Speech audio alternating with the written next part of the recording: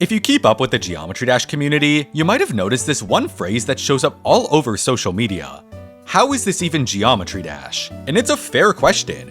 Update 2.2 has led to some absolutely mind-blowing creations, from 3-dimensional classic levels to full games made in platformer mode.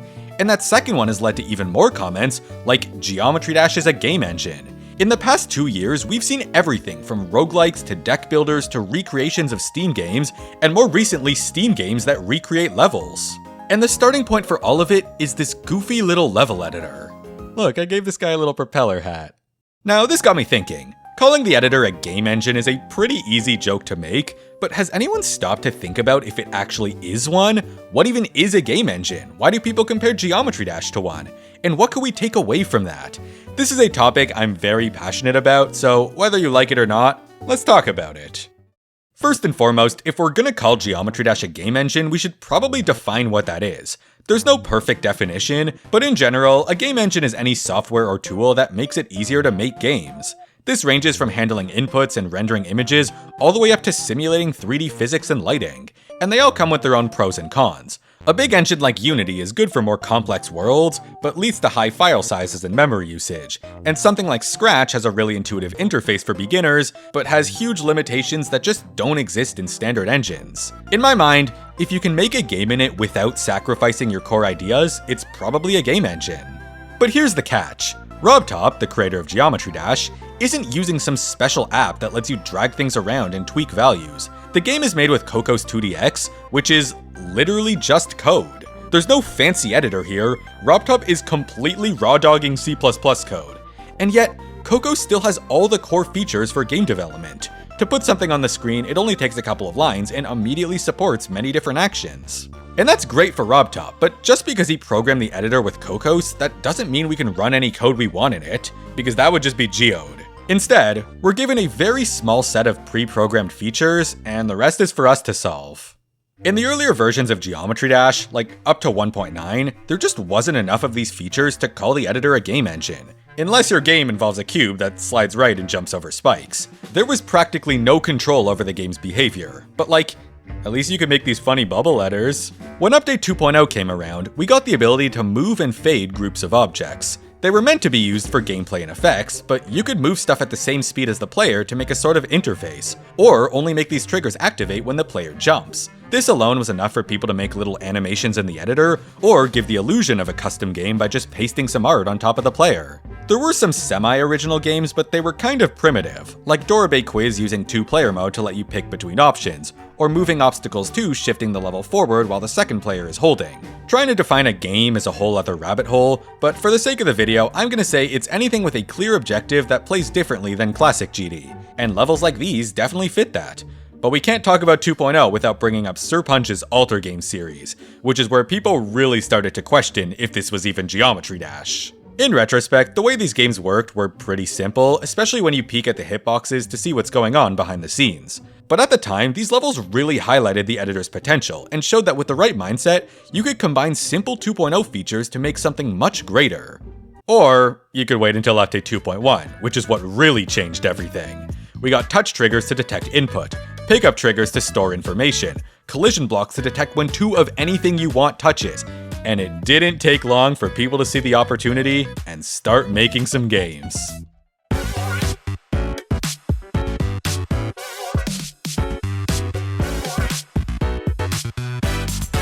Every new feature added in 2.1 made minigame development significantly easier, whether it was intentional or not. You didn't even need to have invisible gameplay behind the scenes anymore. What you saw in front of you was actually controlling the game.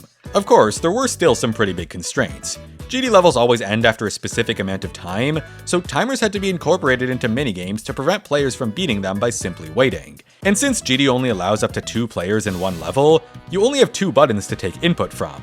In a normal game engine, constraints like these would drive everybody away in an instant. But in Geometry Dash, people just got a little more creative.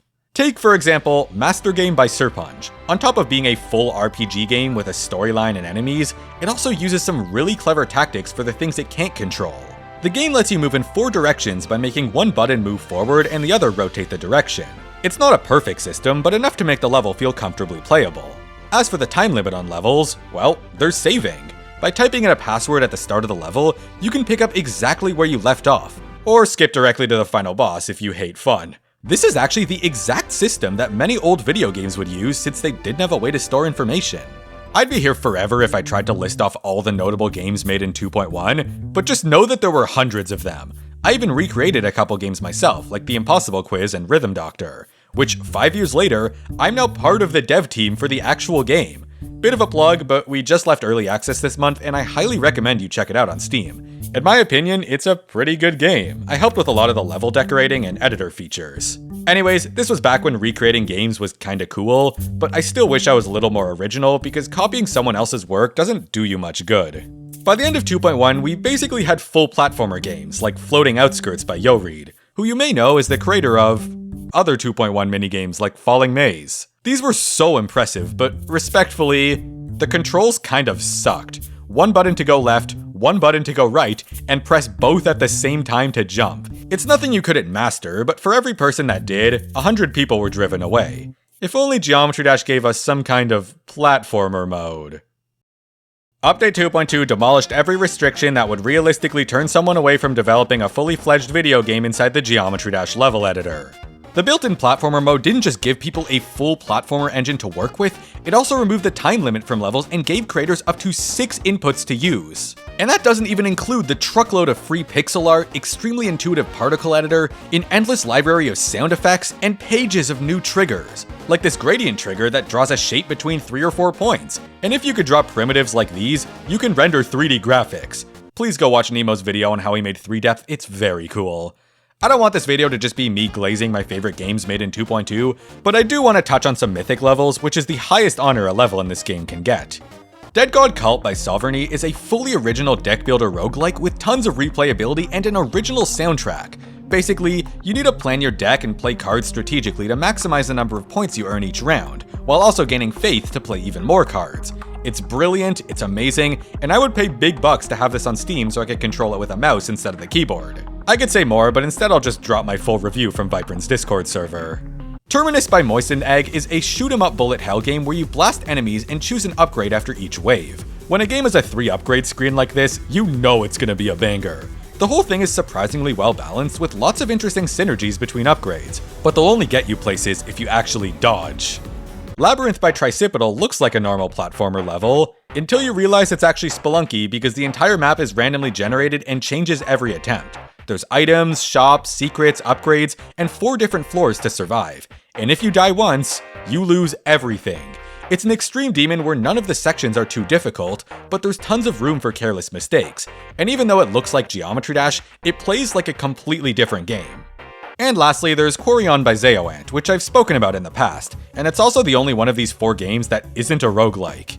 They're common because you can't save your progress. Quarion's a Metroidvania heavily inspired by You Have to Win the Game, where you explore a room-based map and collect movement upgrades so you can reach new places. The level was so well received that the creator eventually remade the entire game in Godot, added some new content, and sold it on Steam. And people seem to like it. According to Zejoant, even the creator of You Have to Win the Game was happy to see someone take inspiration from his own work, just as he did with games like VVVVVV. This is such a huge win for the Geometry Dash community, and I would love to see more game developers get their start from a Square game of all places. On top of these levels, there's also like the guy who made FNAF inside Geometry Dash, but now that it's so much easier to make games compared to 2.1, game recreations just aren't as special anymore. Like, yes, these are super technically impressive, but that's about it. These levels only exist to impress people and nothing more. It seems more like monkey see, monkey do than using creative energy if you ask me.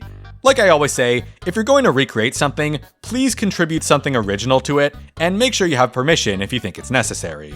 So yeah, it's pretty clear to see that 2.2 turned the editor into a super viable game engine, and resulted in creators dropping original games left and right. But why are they doing it in Geometry Dash? If you're gonna make something this ambitious, why not use another engine where you have all the freedom in the world? I personally think it's because once you're familiar with the GD editor, you start to realize that the features it provides heavily outweigh the small downsides like not being able to customize controls. And I'll prove it to you.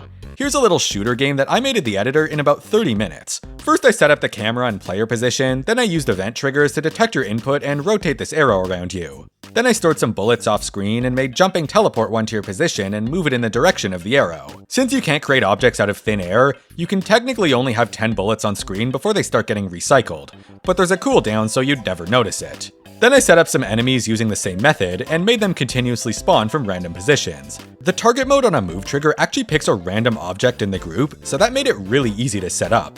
Then I had to go through the annoying process of assigning a collision block to every enemy, as well as a collision trigger that calls a spawn remap. And there you go. It's nothing pretty, but it works. And I'm just now realizing that if you give this guy a shield, you basically just have the game beat block. Now, here's me making the exact same game in Unity, which is a more proper game engine. Instead of rotating the triangle with triggers, I had to go look up the C# function for it, which was a lot less whimsical. What I did like was being able to program a single bullet and spawn an infinite number of them without having to store them off screen. And it was easier to tweak the speed and cooldown until something felt right. Same deal with the enemies, I can drag in as many as I want. Then I spent 10 minutes figuring out why collisions weren't working. Turns out the bullet needed a dynamic rigid body. But after that it was smooth sailing, and the whole thing ended up taking around 40 minutes. This version definitely runs better and has code that's a lot easier to build on, but it just wasn't as fun to make as the Geometry Dash version. Instead of having fun with triggers and group IDs, I was stuck doing vector math and looking up the right code on Google. It just felt like one chore after another. So this experiment made me realize that making games in GD is so appealing because of how intuitive it is. When you're playing around with triggers, it doesn't really feel like programming. Rather, you're experimenting with your existing knowledge of the editor's features, which is a lot more engaging. But it's not just the fun factor, there's so many other pros to the GD editor that I can think of. Like, this game's got built-in platformer physics, and they're really good too, if this button is unchecked. You can fine-tune the movement using portals and gravity triggers, which allows for some freedom while still feeling consistent with other levels in the game. Programming a good and responsive player is one of the hardest parts of game development, and in Geometry Dash, you don't even have to think about it. You know what else is tough? Getting art and music for your game. Hey look, art library, music library, sound effects library. Yes, you'll see a lot of repeats across different levels, but it's still enough to make something really presentable. Some of the pre-made triggers are also really advanced, so you don't have to touch the code there either. Advanced Follow allows for customizable homing towards a target, area triggers let you do all sorts of proximity-based effects, and shaders let you ruin your level because you thought it would be a good idea to pixelate the whole thing. Finally, and most importantly, Geometry Dash levels are very easy to play and share. You can immediately test things with a single button without having to wait for code to compile, and when you're done, you can upload it to the servers where it has the chance of getting seen by tens of thousands of players, many of which will have comments and feedback to make your future projects even better. Most games struggle to even get 100 downloads, so this is a really big deal. But it makes sense. After all, if I told you to play a Geometry Dash level or go download a new game onto your computer, the first one is a lot less of a hassle. I'd be lying if I said the GD editor was perfect though, so we should also address its weak points and discuss how they affect development. Like its most notable constraint, the messiness. A creator might be able to understand their own programming, but everyone else needs to decipher whatever this is and pray that it's even labeled. Everything in the game is done with groups, which are identified by numbers rather than names. Being able to name these groups would make it so much easier to follow the code, but people seem to survive without it. Another well-known issue is the lack of saving. You can store a little bit of information between attempts, but once you quit to the main menu, everything is lost. And I understand why. Geometry Dash levels are supposed to be quick, and the editor wasn't programmed with super long games in mind. If you could save, it would set the precedent that platformer levels need to be really long and probably drive away a lot of creators. But it also raises some technical questions, like how would saving even work?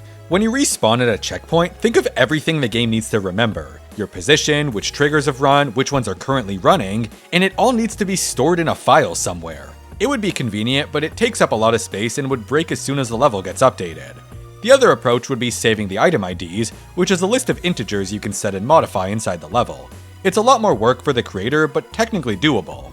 Recently, there's been new mods that allow saving for specific levels, though it raises questions about if it's cheating or not. But if you really believe it is, what are you doing? There's this pretty toxic point of view that every Geometry Dash level needs to be held to the exact same standards for what is and isn't cheating. But when people are making full games, that just doesn't work. So if the developer gives you a mod to save your progress, I think we should respect what's clearly their intention for the game.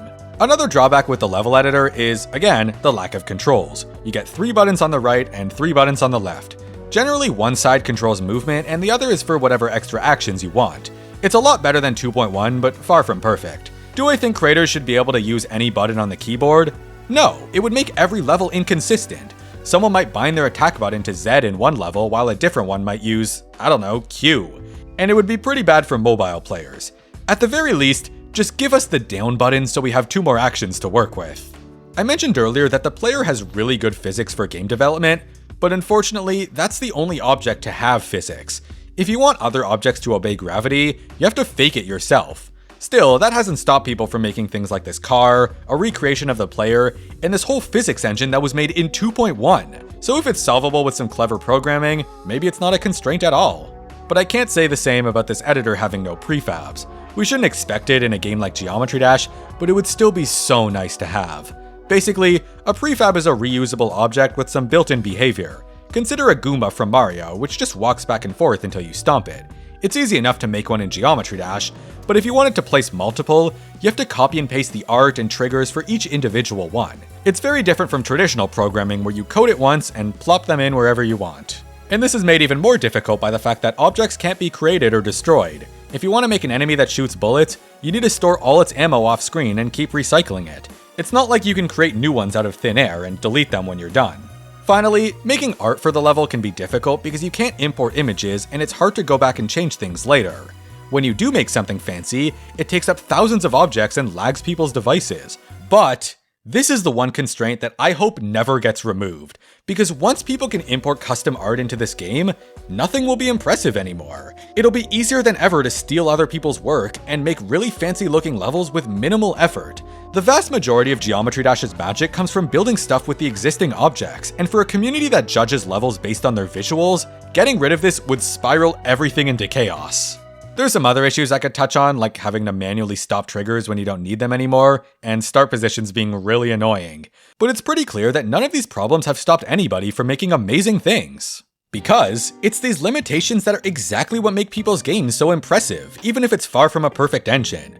People's minds aren't blown by the fact that someone made a game, they're blown by the fact that the game was made in Geometry Dash, a game that looks like this, with an editor that looks like this. If the game worked like Roblox where you could just code whatever you wanted, nobody would be nearly as excited. And this is why I think it's so important that we don't give creators full unrestricted freedom, even if it's really tempting. Rather, I hope the game focuses on convenience updates like naming groups and using variables inside of triggers. If you're desperate for stuff like scripting and custom assets, just go use a proper game engine. There's tutorials everywhere, and if you could figure out Geometry Dash, you already have most of the skills needed to make a more standard game. You might not realize it, but the constraints of the editor help you become a much better programmer and thinker. Because when you know there's no way around a limit, the only choice you have is to be creative and find the best solution with what you've been given. Take another look at MasterGame, which made a whole RPG movement system using 2 buttons, and implemented passwords so you could play the game at your own pace. These are extremely clever solutions to problems that never would have existed in other game engines, and I think that's beautiful. I also really like how much people embrace the default mechanics of Geometry Dash, to the point that some of my favorite games just use the cube alongside orbs and pads. It's definitely impressive when you feel like you're playing a different game, but it's not mandatory by any means.